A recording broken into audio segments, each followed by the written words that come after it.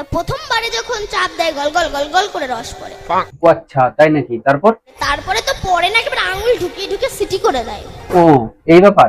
এই ভিডিওটি শুধুমাত্র এন্টারটেইনমেন্টের জন্য বানানো। ভিডিও দেখবেন, মজা নেবেন আর ভুলে যাবেন, গায়ে মাখবেন না বাবা।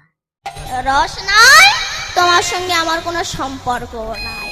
এই রসের সঙ্গে সম্পর্ক কতটা মিল খতিয়ে না দেখলে অনেকটাই বোঝা মুশকিল। পুজো প্রায় সামনে, টাকা আজকে কাকে নিয়েছি তোমরা জানো? বাচ্চা কিন্তু পেছনে অনেক পাকা। বলেন কি? আজকে যাকে নিয়ে কথা বলতে চলেছি তার কাছে জ্ঞানের এত বড় ভান্ডার থাকা সত্ত্বেও সে নিজেকে আমার মতো মূর্খ মূর্খ জগতে আর নাই। এ মা, এত সত্যি কেউ বলে? জানি না মেয়েটা আমার থেকে অনেক বেশি জ্ঞানী, কিন্তু এতটুকু জানি মেয়েটা আমার থেকে বয়স অনেকখানি ছোট, কিন্তু এর মেয়েটার অনেকগুলো কথা বিশিষ্ট জ্ঞানীর মতো মনে হয়েছে। তাই আজকে এর বিশিষ্ট জ্ঞানীর কথাগুলোই আজকে একটু নিয়ে খিল্লি হবে। তো বন্ধু এন্ড বান্ধবী, আর বেশি না বুকে বাহার, শুরু করা যাক আজকের ভিডিও। তাই বলছি কানে হেডফোনটা বুঝে নাও, চলো লেটস গো। এসে গেছে সব শেয়ার করি আমি মগজ ধোলাই, গরিবের বন্ধু আমি, বাপ দাদা ভাই, আমাকে সবাই জানে, আমাকে সবাই মানে, গুরু বলে ডাকে আমায়, গুরু বলে। আমার কমেন্টে লিখেছে যে তুমি এখন স্কুলে যাও। এ মা, তাই নাকি? এরকম কমেন্ট কে লিখেছো গো অসভ্য? এরকম কমেন্ট করে কেউ বাচ্চাদের?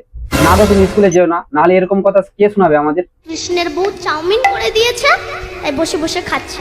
কৃষ্ণের কথা বলছো না? সাধারণত মানুষ এরকম পতাকা কাছা করেই ভগবান শ্রীকৃষ্ণের কথা বলে, কিন্তু তুমি কোন কৃষ্ণের কথা বলছো?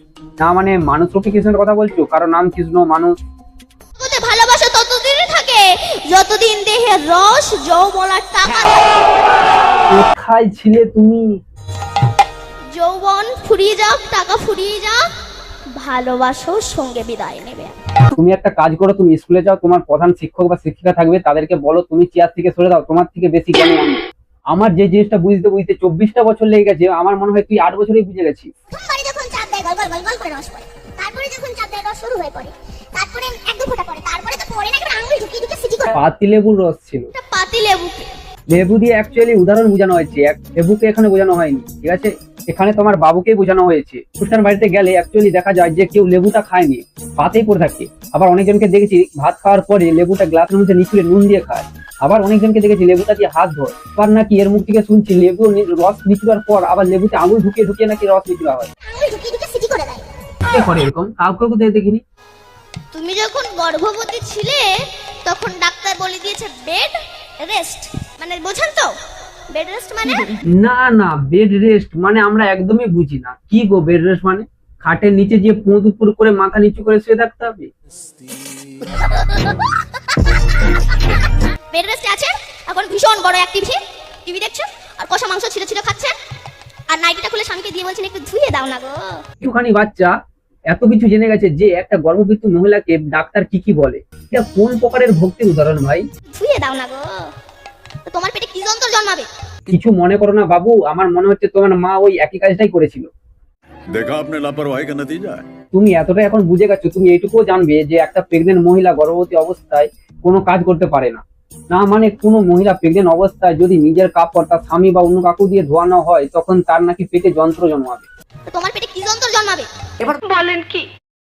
আর এটা বুঝতে পেরেছো, যিনি তোমাকে কমেন্ট করে বলেছিলেন এইসব না করে স্কুলে যা, তিনি ঠিক কথাই বলেছিল তো?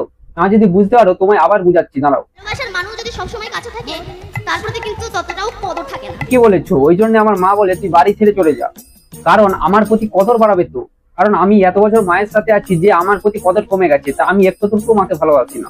যেহেতু সে মায়ের সঙ্গে থাকে তার বাড়িতে, তাই সে তার মাকে ভালোবাসে না, তাই তার মা তাকে দূরে সরিয়ে দিতে চায় যাতে ভালোবাসে বেশি করে। कौन है ये लोग, कहाँ से आते हैं? মায়ের ভুলের জন্য কিন্তু সন্তানের জীবন আসে, আবার সন্তানের জীবন চলে যায়। মায়ের ভুলের জন্য সন্তানের জীবন আসে, আবার সন্তানের জীবন চলে যায়। কারণ গর্ভে সন্তান থাকা অবস্থায় কোনো মা যদি ফেসবুক ঘাটে তার সন্তানও ফেসবুক ঘাটবে। আচ্ছা, ফেসবুক ঘাটবে, তারপর? কোনো মা যদি সিরিয়াল দেখে তার সন্তানও সিরিয়াল দেখবে। আচ্ছা, কে আপন কে পর, জি বাংলায়, তারপর? তারপর কোনো মা যদি রংবাজ হয় তার সন্তান চিটিংবাজ হয়। আচ্ছা যাই হোক, বাচ্চা যদি খারাপ হয় এতে কোনো ছেলেদের দোষ নয়, কারণ সব দোষ তো মায়েদের, কারণ এতে বাবাদের কোনো দোষ নেই। আচ্ছা একটা কথা আমাকে বুঝাও, যে বাচ্চা এখন গর্ভ অবস্থায় থাকে তখন ছেলে মেয়েরা কেউ তো মারায় না, তাহলে তার বাচ্চা কেন এরকম মানায়? যদি রংবাজ হয় তার সন্তান চিটিং বাজ হয়। গর্ভে সন্তান থাকা অবস্থায় মা নাকি রংবাজি করবে? মায়েদের গর্ভাবস্থা অবস্থায় পুজোর সময় প্যান্ডেলে গিয়ে কি বলবে, আমাদের 25 বছরের চাঁদা দাও, নাহলে প্যারিস জানলায় ঢিল মারবো? বলছি তোমার এইসব কথা শুনে তো তোমাকে স্কুলের ব্ল্যাকবোর্ডে বেঁধে রাখা উচিত। আর গর্ভে সন্তান থাকা অবস্থায় ছোট মুখে বড় কথা বলছি, অপরাধ নেবেন না। না না না, অপরাধ নেবার জন্য আবার কোন জায়গা বাকি রেখেছো? এখন তুমি ক্ষমা চাইছো? ক্ষমা চেয়ে আমাদের লজ্জা দিও না একটু। গর্ভে সন্তান থাকা অবস্থায় কোন মা যদি ছাগলের মাংস ভক্ষণ করে থাকে, তবে তার সন্তানটা দেখতে মানুষের মতো হলেও তার আচার ব্যবহার সবই ছাগলের মতোই হবে। এইসব কোন ধরনের লজিক? তোমাদের কে শিখিয়েছে এইসব লজিক গুলো? তোমার ভাই বা বোন হওয়ার সময় তুমি কি খুঁটিয়ে খুঁটিয়ে দেখেছিলে এইসব বিষয়গুলো? কারণ কারো মা যদি গর্ভবতী অবস্থায় দুধ খায় তার বাচ্চা হয়ে যাবে সাপ। কারো মা যদি মাছ খায় গর্ভবতী অবস্থায় তাহলে তার বাচ্চা হয়ে যাবে বেড়াল। কারো মা যদি কলা খায় তার বাচ্চা হয়ে যাবে বাঁদর। আর কারো মা যদি ডাবের জল আর কোকো কোলা একসাথে মিশিয়ে খায় তার বাচ্চা হয়ে যাবে কেমন, তুমি জানো? বিবাহের সময় মেয়েদের হাতে কাজল লতা দেওয়া থাকে আর ছেলেদের হাতে কি দেওয়া থাকে? আমার কি বিয়ে হয়ে গেছে বলুন? মানে আমার তো একবারও বিয়ে হয়নি, তাই আমি জানি না। জাতি জাতি থাকে।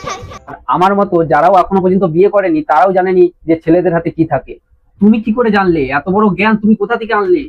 কার কাছ থেকে শিখেছো তুমি এইসব লজিক গুলো? কেন বলুন তো? ছেলেদের হাতে জাতি থাকে কেন? Good question. এটাও হতে পারে ছেলেরা তাদের সুপারি গুলো কুচিয়ে তার বইয়ের হাতে দিয়ে দেয়, জন্য হয়তো ছেলেদের কাছে জাতি থাকে। তবে একজনের গায়ের উপর দিয়ে চলে, তাই ওইটাকে জাতি দিয়ে কেটে অন্যজনের হাতে ট্রান্সফার করে দিতে হয়, এই জন্য ছেলেদের হাতে জাতি থাকে। স্বামীকে ভজনের পথে এগিয়ে দেয় তিনি হচ্ছেন পেতনি। কি কি কি কি কি? আরেকবার শুনি। স্বামীকে ভজনের পথে এগিয়ে দেয় তিনি হচ্ছেন পেতনি। পেতনি? मैं गाली नहीं दे सकता। फैमिली देखती है। যিনি স্বামীকে ভজনের পথে নিয়ে যায় তিনি হলেন কি? পেতনি। তিনি হচ্ছেন পেতনি। देखा आपने लापरवाही का नतीजा है। দেখেছিস তো বাবু, এই জন্যই তোকে বলা হয়েছিল তুই এইসব না করে স্কুলে যা। তোকে এত বড় বড় কথা বলতে কে বলেছে? কার বাচ্চা শয়তান হবে, কার বাচ্চা ভগবান হবে, তোকে অত চাপ নিতে কে বলেছে? এইসব গর্ভবতী মহিলার কথা কে বলেছে? দেখ তো তোর বয়সী বাচ্চা কোন গর্ভবতী মহিলার কথা জানে নাকি? কার্টুন দেখার সময় তো ছোটা ভীমের টুনটুন মাছের পেটটাও বড় ছিল, ওখান থেকে সূত্রপাত হয়েছে, ওখান থেকে কি হয়েছিলিস নাকি?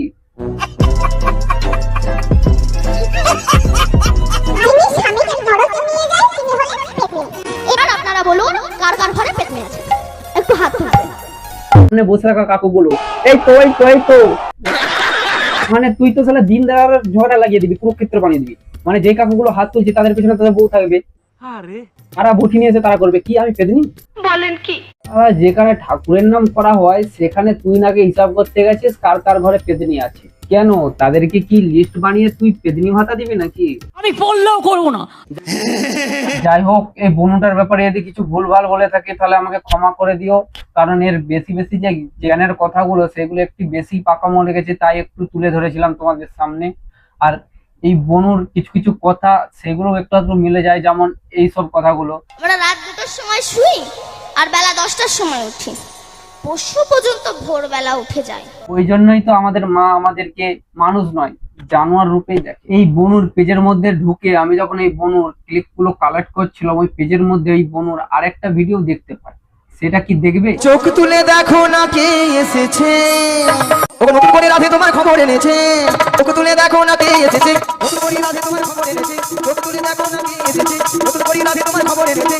তুলে নিয়ে যাবো যখন নিতে এসেছি। কি টাইপের ভক্তি ভাই? মানে শ্বশুর বাড়ি জিন্দাবাদ, একটা ভক্তি অনুষ্ঠানে গিয়ে সেখানে শ্বশুর বাড়ি জিন্দাবাদ গান চালিয়ে নাচছে। না, আমি আর কিছু বলতে চাই না, মাথা মাথা সব ব্যথা হয়ে গিয়েছিল এইসব ভিডিও দেখার পরে। আর তোমাদের এইসব ভিডিও দেখার পরও মাথা মাথা ব্যথা হয়ে যাক, কিন্তু আঙুল তো ব্যথা হয়নি। তাই একটা লাইক আর একটা শেয়ার করে দিও। আর যারা নতুন নতুন তো তারা ভিডিওটা ভালো লাগলে সাবস্ক্রাইব এবং শেয়ার করে দিও নতুন নতুন তাদের বন্ধুদের কাছে। তো চলো দেখা হচ্ছে নেক্সট ভিডিও।